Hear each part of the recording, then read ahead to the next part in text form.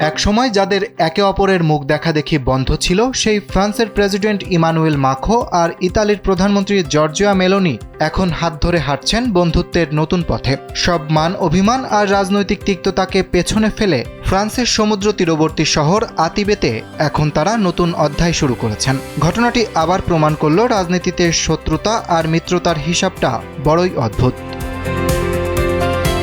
2021 সালে দুই দেশের মধ্যে একটি কৌশলগত চুক্তি কার্যকর হয়। সেই চুক্তির মাধ্যমে ফ্রান্স ইতালির সম্পর্ককে ফ্রান্স জার্মানির সম্পর্কের সমপর্যায়ে উন্নীত করা হয়। সেই চুক্তির পর থেকে এটি দুই দেশের প্রথম কোনো আনুষ্ঠানিক শীর্ষ বৈঠক।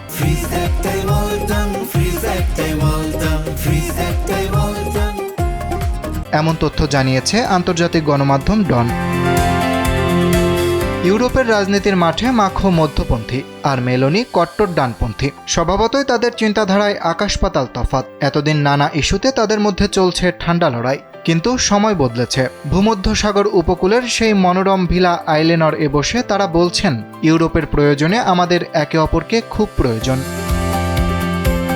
এই বৈঠকের মূল বিষয় হলো বিভেদ নয়, বরং সমন্বয়। দুই দেশ মিলে প্রতিরক্ষা, মহাকাশ গবেষণা এবং পারমাণবিক জ্বালানি খাতের মতো গুরুত্বপূর্ণ বিষয়ে বড় চুক্তিতে স্বাক্ষর করতে যাচ্ছে। ইউক্রেনকে সহায়তা দেওয়া এবং আকাশ প্রতিরক্ষা ব্যবস্থা শক্তিশালী করার বিষয়েও থাকছে বিশেষ রোডম্যাপ।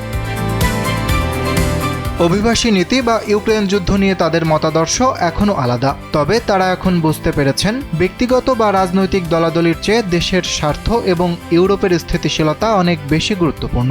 বিশেষ করে মেলোনির দিক থেকে ট্রাম্পের সঙ্গে দূরত্ব তৈরির বিষয়টি মাখোকে কিছুটা আশ্বস্ত করেছে।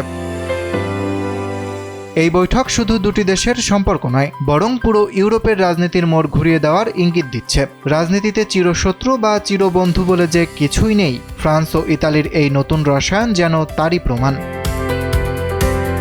অরিত্র বাসু, কালবেলা।